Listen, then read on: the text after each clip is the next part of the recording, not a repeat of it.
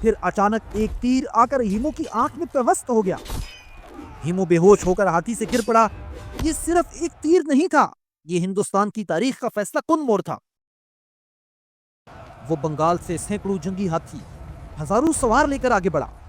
اٹاوا، لکھنؤ، آگرہ، مغل ایک ایک کر کے اپنے شہر کھوتے چلے گئے۔ ہیمو جو کبھی ایک معمولی تاجر تھا، اب سوئی سلطنت کا وزیر اور سپہ سالار بن چکا تھا۔ اس کے عزائم بلند تھے، وہ صرف مغلوں کو ہی نہیں بلکہ خود عادل شاہ کو بھی راستے سے ہٹانا چاہتا تھا۔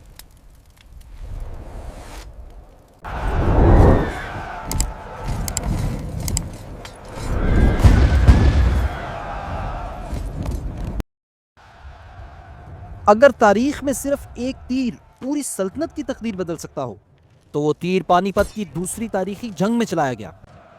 ایک طرف ایک ناقابل شکست سپہ سالار، دوسری طرف صرف 13 سال کا بادشاہ۔ سوال فتح اور شکست کا نہیں بلکہ مغل سلطنت کے باقی رہنے اور ہمیشہ کے لیے مٹ جانے کا تھا۔ ناظرین، یہ سوال اچانک پیدا نہیں ہوا تھا۔ اس کی جڑیں ماضی میں شیر شاہ سوری کے ہاتھوں ہمایوں کو ہونے والی شکستوں میں تھیں۔ بابر کے بعد ہمایوں تخت نشین ہوا، مگر قسمت نے اسے سکون سے حکومت نہ کرنے دی۔ شیر شاہ سوری کے مقابلے میں اسے یکے بعد دیگرے شکستیں ہوئیں اور مغل سلطنت تقریباً ہندوستان سے مٹ گئی۔ شیر شاہ سوری نے بنگال سے پنجاب تک پھیلی ہوئی ایک مضبوط سلطنت قائم کی، مگر سوری کی وفات کے بعد اس کی یہ مضبوط سلطنت کمزور ہاتھوں میں چلی گئی۔ سب سے پہلے اسلام شاہ سوری، پھر کم سن فیروز خان، حتیٰ کہ یہ سلسلہ عادل خان کی حکومت تک جا پہنچا۔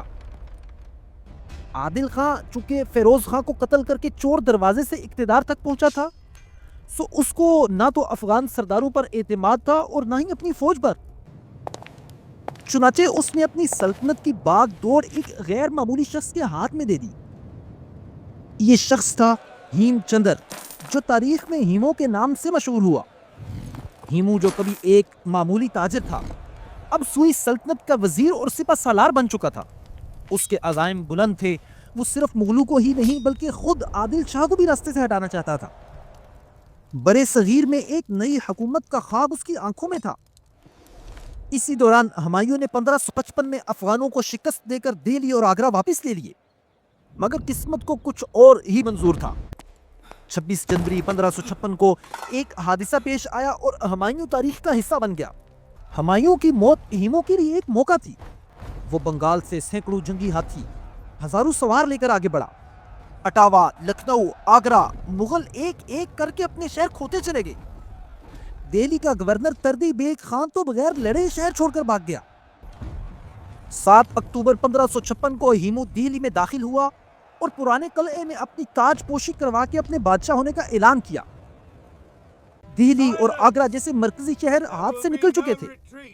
مغل امراء نے شہنشاہ اکبر کو مشورہ دیا کہ کابل چلتے ہیں، وہاں سے نئی فوج کے ساتھ واپس آئیں گے، مگر مغل سپہ سالار بیرم خان نے انکار کر دیا اور کہا اگر شکست کی سیاہی ہماری پیشانی پر لگ گئی تو تاریخ ہمیں کبھی معاف نہیں کرے گی۔ اکبر کم سن بادشاہ آگے بڑھا اور بولا ہم لڑیں گے یا مریں گے مگر ہندوستان نہیں چھوڑیں گے۔ دونوں طرف سے فوجوں نے پیش قدمی شروع کی۔ ہیمو نے اپنا توپ خانہ آگے بیچ دیا اور یہی اس کی سب سے بڑی جنگی غلطی ثابت ہوئی۔ بیرم خان نے علی کلی خان کو ہر اول دستے کے ساتھ آگے بھیجا۔